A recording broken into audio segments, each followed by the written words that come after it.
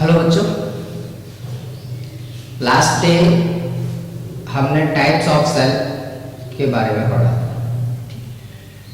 Types of cell दो types में हमने डिवाइड कर दिया था उसको, यूकैरियोटिक एंड प्रोकैरियोटिक। टाइप 1 एक division, second plant cell and animal cell. Detail structure and detail diagram, detailed structure and detailed diagram was discussed and the diagram were drawn also. Diagrams भी हमने बनाए, उनके cell के different components भी लिखे, सारे cell के parts भी लिखे, ठीक है। यूकैरियोटिक एंड प्रोकैरियोटिक सेल्स के बीच में difference क्या है, even that we have discussed, and the difference between plant cell and animal cell. This was the topics, these were the topics what we have covered in previous 2 days. Now today we will discuss structural organization of the cell. Try to understand what is the meaning of this particular sentence, that structural organization of cell, यानी cell किस component से मिलके बनी है। Sales के different components क्या हैं, cell की स्ट्रक्चर हमने डायग्राम ड्रॉ कर दिया था, उसमें जो उसके डिफरेंट पार्ट्स हैं वो किस वे में अरेंज है, उनकी क्या वर्किंग है, क्या उनके फंक्शंस हैं। This all will come in structural organisation. सो जब तक हम स्ट्रक्चरल ऑर्गेनाइजेशन की बात करेंगे तो उसमें we can consider the components of cell types. Components of cell, components of cell जब हम डिस्कस कर लेंगे तो structural organisation will clear itself. Here already I have there almost all the components of the cell, यानी cells के कितने different parts हैं। तो पहले सेल के डिफरेंट पार्ट जो कल हमने almost levelling of the diagram के थ्रू समझने की कोशिश की थी, आज इनको सेपरेटली मैंने यहां लिख दिया है। सो कंपोनेंट्स ऑफ सेल में कंपोनेंट्स ऑफ सेल में first of all come to the plasma membrane, plasma membrane, then come over to cell membrane. Here it is required to differentiate the plasma membrane, plant cell और animal cells दोनों में मिलेगी। Cell wall केवल plant cell में, animal cell में cell wall absent, ठीक। Then come over nucleus, cytoplasm, protoplasm, then cell organelles. ये series wise मैंने लिखे हैं अकॉर्डिंगली, जो कंपोनेंट्स हमने लिखे हैं वो इस पैटर्न में लिखे हैं जिस पैटर्न के अकॉर्डिंग हमें किसी सेल में मिलते हैं। प्लाज्मा मेम्ब्रेन एनिमल सेल्स में है, प्लांट सेल में भी है, लेकिन सेल वॉल एनिमल सेल में नहीं है, प्लांट सेल में है। Then come over to nucleus, दोनों सेल्स में है, cytoplasm, protoplasm. What is it?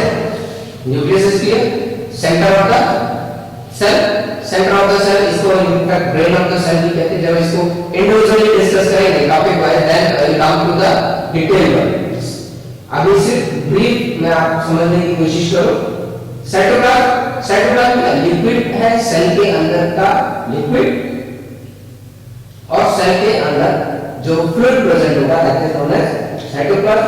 Protoplasm उस सेल फ्लूइड में, इस साइटोप्लाज्म में जब सेल के डिफरेंट पार्ट्स, ये सारे पार्ट्स जैसे माइटोकॉन्ड्रिया, एंडोप्लाज्म, रेटिकुलम, राइबोसोम, ये सब मिलकर एक जो कंटेंट बनाएंगे उसको बोलेंगे protoplasm. Cell organelles, cell organelles means cell के कौन-कौन से ऑर्गन्स हैं, सेल में क्या क्या डिफरेंट पार्ट्स हैं। सेल में डिफरेंट पार्ट्स, यहां पे मैंने डिफरेंशिएट करके लिखा है ये सारे parts endoplasmic reticulum, endoplasmic reticulum दो पार्ट्स में डिवाइड किया, एक स्मूथ एक rough, S and R. Mitochondria, ribosomes and lysosomes, ये दोनों अलग अलग, ribosomes and lysosomes, Golgi body. ये सारे वो सेल ऑर्गेनेल्स हैं जो plant cell as well as animal cell दोनों में मिलेंगे। तो भाई अपोजिट है, ये सारे वो ऑर्गेनेल्स हैं जो या तो प्लांट्स में होंगे या एनिमल्स सेल में होंगे। अब वैक्यूम, वैक्यूम एक बड़ी सी स्पेस जो प्लांट सेल में थी, का डायग्राम जो हमने डिस्कस की उसके according try to understand vacuum and task. ये दोनों प्लांट सेल में है। वाई सेंट्रियोल एनिमल सेल का पार्ट, सेंट्रियोल एनिमल सेल का पार्ट है। ये दोनों प्लांट सेल में मिलेंगे। While this is present in animal cell.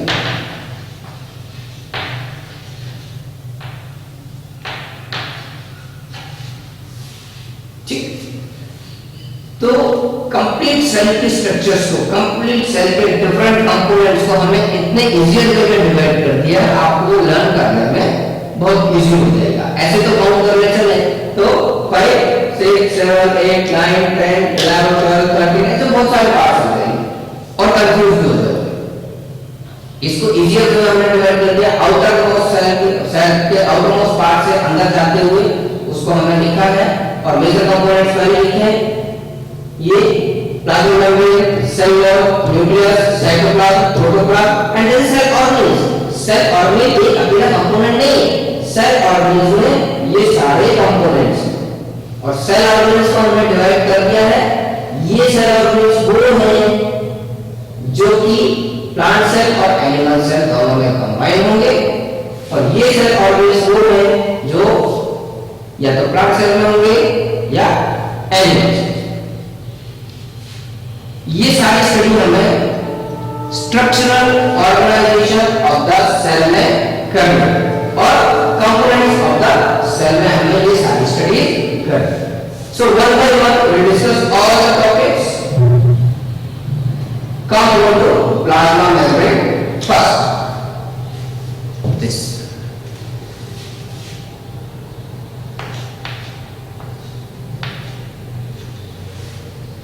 Cell membrane or the plasma membrane. Cell membrane plasma membrane का दूसरा नाम, यानी प्लाज्मा मेम्ब्रेन को हम सेल मेम्ब्रेन भी बोलते हैं। अभी तक हमने जो स्टडीज की थी उसके according outermost layer of a animal cell. अब एनिमल सेल हमने जो ड्रॉ की थी उसमें सेल वॉल तो एब्सेंट थी। जब सेल वॉल एब्सेंट थी तो इसकी आउटर मोस्ट सेल को आउटर मोस्ट लेयर क्या हुई? Plasma membrane. जो हमने कल स्ट्रक्चर बनाई थी समथिंग लाइक दैट।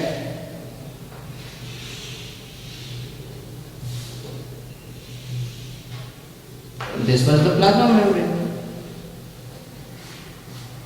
ठीक, अब क्या इसी को हमने यहाँ पे वर्ड्स में नरेट कर दिया। Outermost layer of animal cell that is plasma membrane, it gives shape to the cell. अब कोई भी सेल होगी उसको शेप भी प्रोवाइड करेगी। एनिमल सेल्स में शेप कौन प्रोवाइड करेगा? Plasma membrane. सपोज ये ऐसी नहीं है,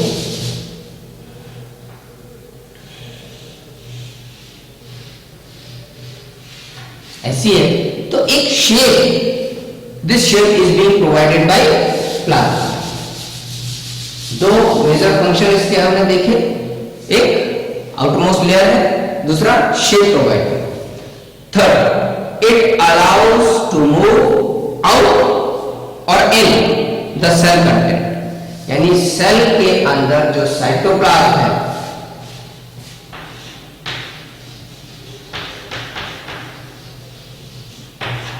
सेल कंटेंट और cell fluid.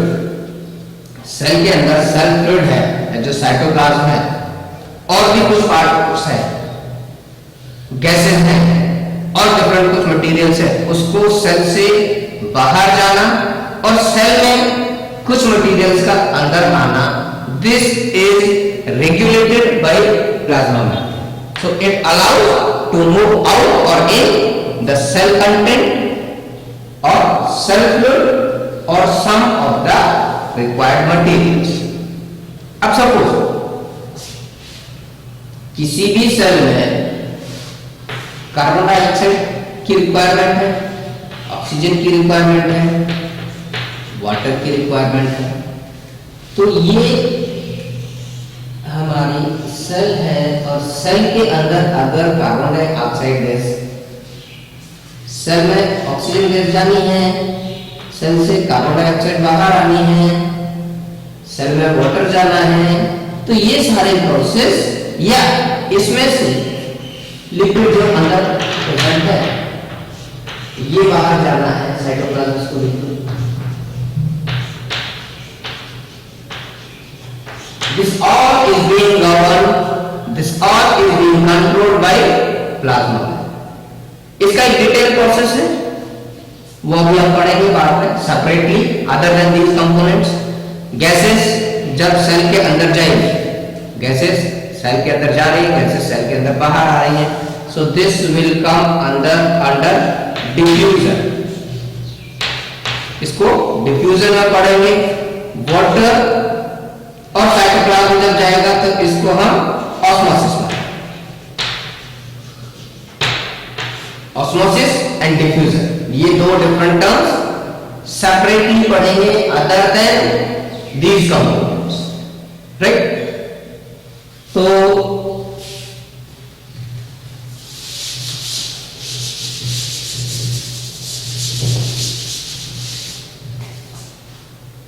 this is clear, it allows to move out or in the cell containers or cell fluid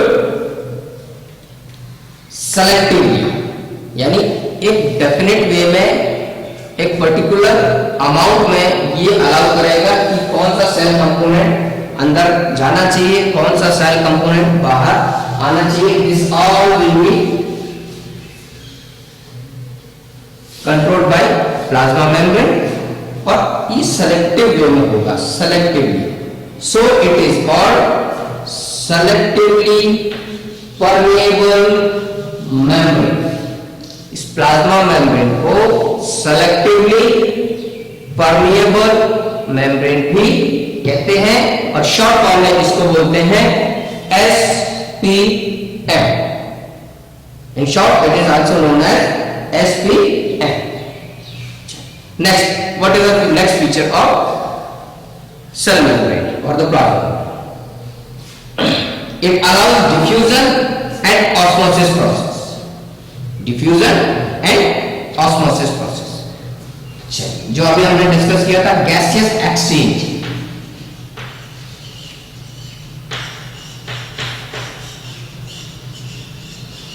यानी एक सेल में गैसेस का अंदर जाना एंड बाहर।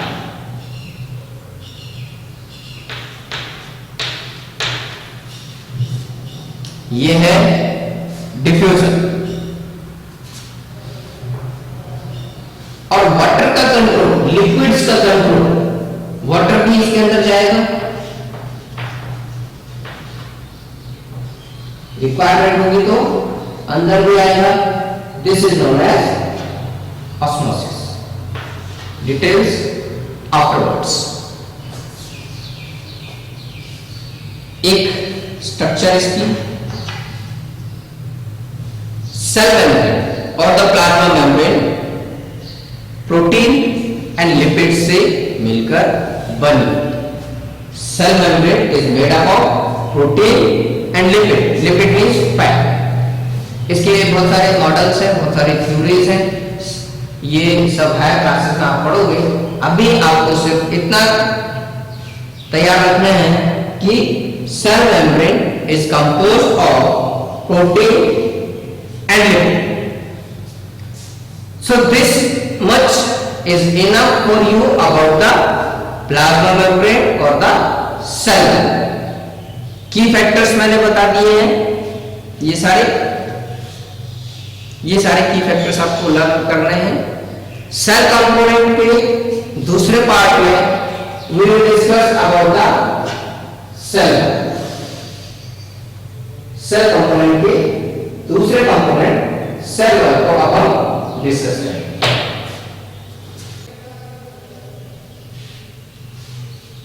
So second component of cell is cell wall. Second component, पहले हमने plasma membrane पढ़ा, now we come over to cell wall. जो डायग्राम हमने ड्रॉ किए थे उसके अकॉर्डिंग प्लांट सेल में सेल वॉल प्रेजेंट होती है और सेल वॉल प्लांट सेल की आउटमोस्ट स्ट्रक्चर। पहले हमने सेल वॉल ड्रॉ की थी,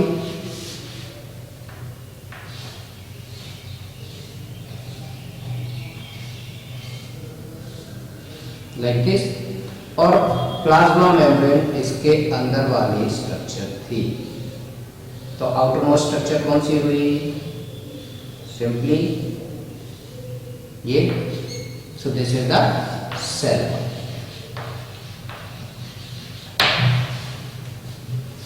कल कुछ ऐसे डायग्राम बनाया था, इसमें outermost layer was cell wall. तो cell wall, first of all cell wall बनी किससे होती है? सेल वॉल बनी होती है special type of carbohydrate that is known as cellulose. Green plants की सेल वॉल सेल्यूलोज से बनी होती है। Cellulose it is a complex carbohydrate, complex carbohydrate. चलो कॉम्प्लेक्स स्ट्रक्चर आप अभी समझो, बाद में डिस्कस करेंगे कॉम्प्लेक्स कार्बोहाइड्रेट। तो cellulose is made up of cell wall is made up of cellulose which is a complex carbohydrate and is the outermost layer of plant cell. That is very clear. It is rigid, non living and freely permeable. देखो तीन different features इसमें हमने discuss किए। Rigid means hard और tough, soft नहीं, soft का opposite tough और hard, that is rigid. अब प्लांट सेल में स्ट्रक्चर क्या है सेल वॉल की? It is rigid and non living, यानी आउटर मोस्ट लेयर प्लांट्स में नॉन लिविंग होती है। प्लांट्स की आउटरमोस्ट सेल का है, आउटरमोस्ट पार्ट कैसा होता है? नॉन लिविंग होता है। So it is non living also and freely permeable. Means वो क्या था? Selectively permeable. प्लाज्मा मेम्ब्रेन क्या था?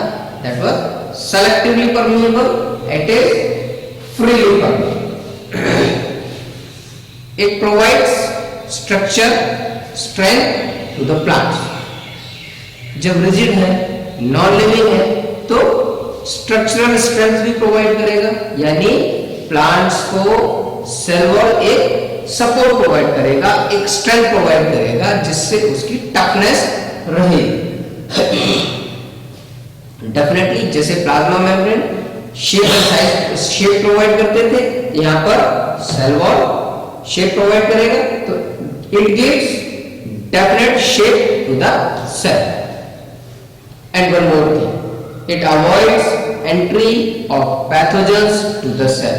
यानी यहां से अगर कोई भी बैक्टीरिया, वायरस या और कोई डिफरेंट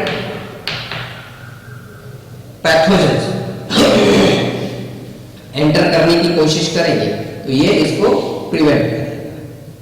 ठीक, तो ये जो पार्ट्स हैं bacteria, virus and all other microorganisms, those are known as pathogens.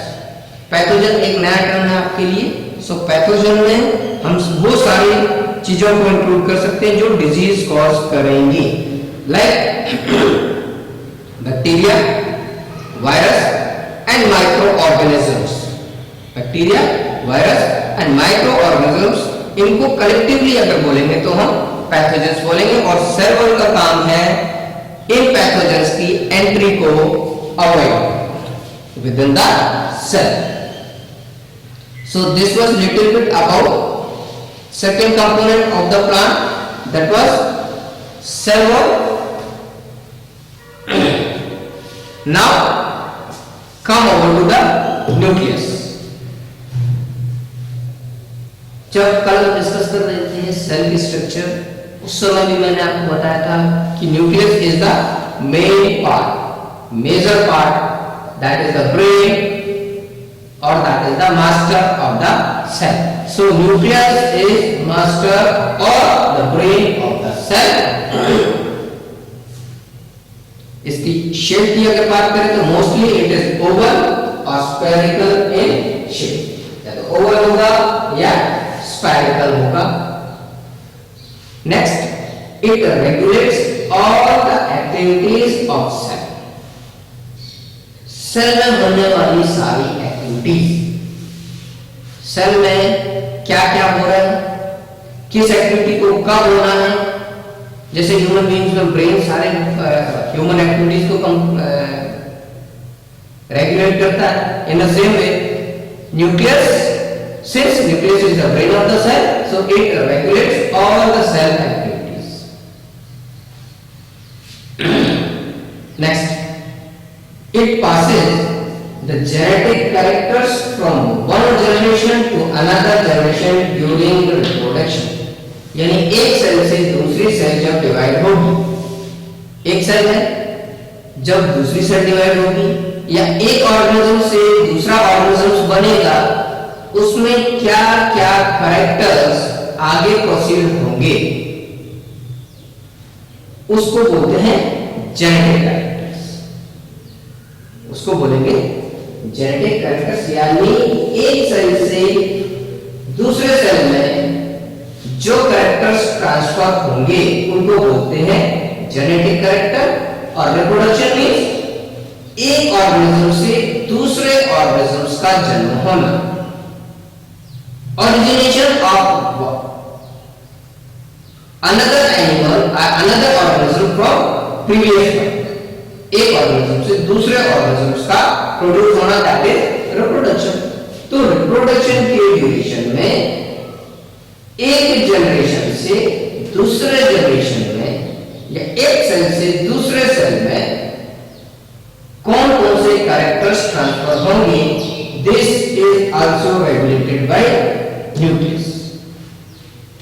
Next, जब इसको हम स्टेन करते हैं, यानी एक सेल को जब माइक्रोस्कोप में हमें ऑब्जर्व करना होता है, तो मिथाइल ऑरेंज, सैफरन ब्लू या आयोडीन, इससे हम कलर करते हैं, इसको एक कलर प्रोवाइड करने की कोशिश करते हैं. ये सारी डाइज होती हैं. इन डाइज की ड्रॉप्स सेल्स के ऊपर डालते हैं, तो इसमें different different colours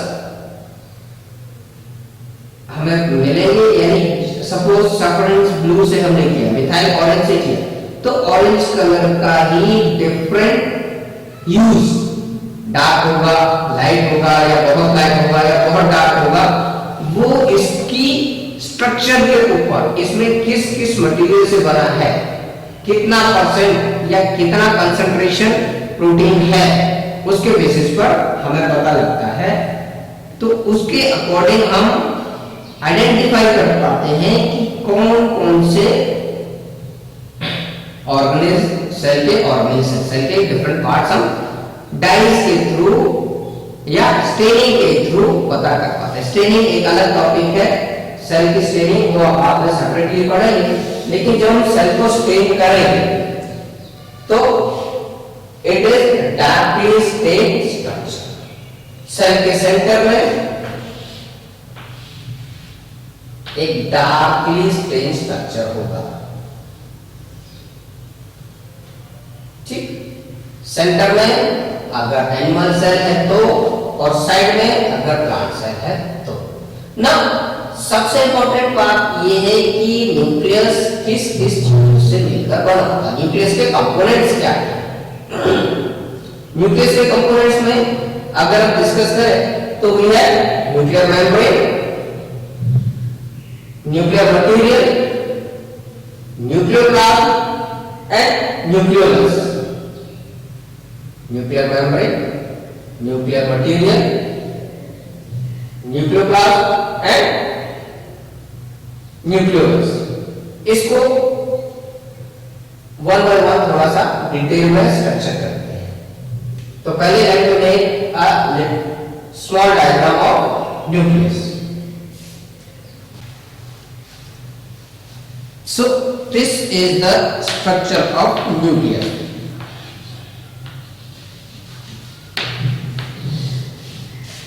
This is the structure of nucleus. देखो बच्चों एक कंसेप्ट समझो, जब एक होगा then it is called nucleus, otherwise nuclei, otherwise nuclei। अब इसमें हमने जो चार डिफरेंट कंपोनेंट्स यहां डिस्कस किए थे, न्यूक्लियर मेम्ब्रेन, न्यूक्लियर मटेरियल और क्रोमोसोम्स, न्यूक्लियोप्लाज्म एंड न्यूक्लियोलस, ये सारे के सारे डिफरेंट कंपोनेंट्स हमने यहां मेंशन किए। थोड़ा जूम कर, सारे पार्ट हमने यहां पर क्लियर आउट कर दिया। अब देखो न्यू इमेजिन करके चलना, ये हमारा सेल है, इसके अंदर का पार्ट है केवल न्यूक्लियस। ये एक सेल की स्ट्रक्चर है, इसके अंदर न्यूक्लियस है। न्यूक्लियर केवल न्यूक्लियस को इलैबोरेट किए, सेल नहीं है, कंफ्यूज मत होना। This is not a cell, this is the structure of nucleus. ये सेल है, सेल के अंदर न्यूक्लियस है और ये हमने न्यूक्लियस को इलैबोरेट किया है, कंफ्यूज मत होना। This is not the cell, ये न्यूक्लियस को हमने इलैबोरेट किया from the cell, right. So this is the nuclear membrane. Nucleus के ऑल अराउंड जो एक मेम्ब्रेन होती है, स्ट्रक्चर होती है, जो उसको न्यूक्लियस को कवर करके रखती है, उसको बोलते हैं न्यूक्लियर मेम्ब्रेन।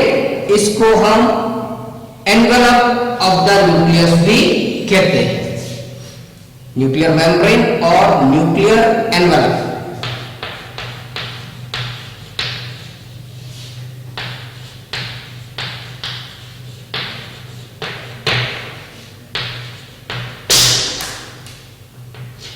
न्यूक्लियर मेम्ब्रेन और न्यूक्लियर एनवेलप। अब देखो इसमें क्या है, ये छोटे छोटे होल्स हैं। पूरी न्यूक्लियर मेम्ब्रेन में कंटिन्यूअस नहीं होगी, ऐसी जो यहां से लेकर यहां तक कंटिन्यूअस है, न्यूक्लियस मेम्ब्रेन कंटिन्यूअस नहीं होगी। ये छोटे छोटे होल्स होंगे all around the nuclear membrane.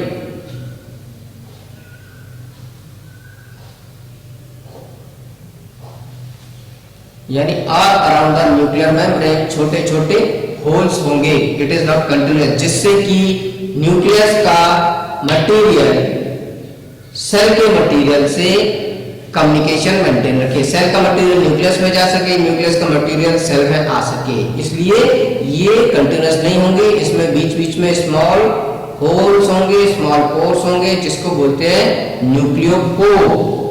Pour means pour, nucleo means nucleus, nucleus के पोर्स, ठीक। तो ये जो आउटर मोस्ट लेयर है, दिस इज न्यूक्लियर मेम्ब्रेन और nuclear envelope.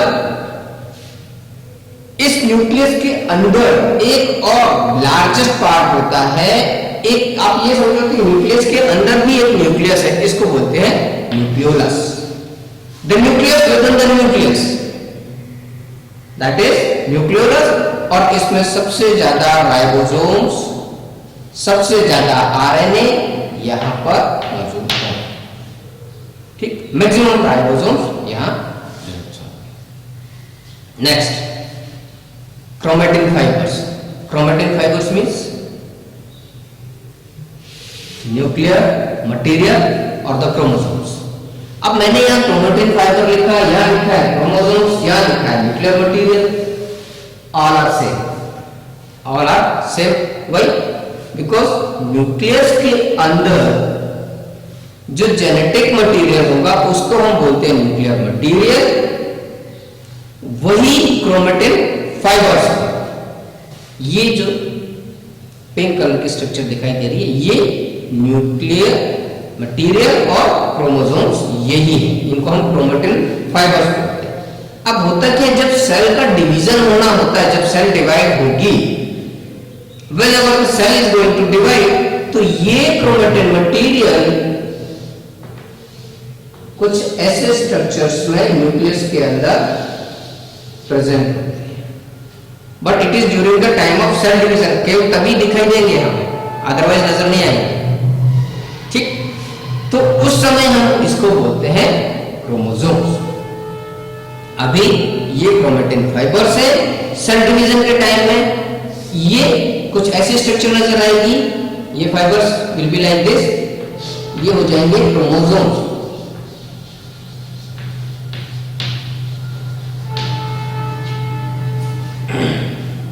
Now nucleoplasm, what is nucleoplasm? जैसे सेल के अंदर का fluid cytoplasm, in the same way nucleus के अंदर का fluid is known as nucleoplasm. Right, ये न्यूक्लियस का फ्लूइड है। तो ओवरऑल न्यूक्लियस की एक ही स्ट्रक्चर मिली हमें, जिसमें this is the nuclear membrane, this is the nucleolus, these are chromatin fibers or nuclear materials or chromosomes, this is nucleoplasm, and ultimately these small holes are known as nucleopore. So this was little about the nucleus. Further we will discuss rest of the components of the cell. Cell के बाकी बचे हुए components को हम आगे discuss करेंगे afterwards, जिसमें cytoplasm, protoplasm and then cell organelles. तीन components we have already discussed, plasma membrane और the cell membrane, cell wall and nucleus. इतना हमने डिस्कस कर लिया। Next we will discuss about cytoplasm, protoplasm and cell organelles. Cell organelles में वो सारे cell organelles जो एनिमल सेल और प्लांट सेल में कॉमन है, प्लस वो सारे सेल ऑर्गेनेल्स जो केवल एक्सक्लूसिवली प्लांट सेल में है या एनिमल सेल्स में। एक इंपॉर्टेंट, डेली अपनी स्टडीज को कंसंट्रेट होके प्रोसीड करते जाइए, अदरवाइज साइंस एक ऐसा सब्जेक्ट है, 4 या 5 लेक्चर्स भी पाइलअप हो गए, 4 या 5 लेक्चर्स भी मिस हो गए, then you won't be able to compile, to cover them. उनको आप कवर करने में बहुत मशक्कत करनी पड़ेगी, बहुत प्रॉब्लम होगी। इसलिए डेली के डेली लेक्चर्स को आप कंटिन्यूस करते जाइए और अपने नोट्स पैरेलल में बनाते जाइए। मोreover, I will provide you the notes also. I will provide you the notes also, so it will be easier to understand and to write the answers. Right?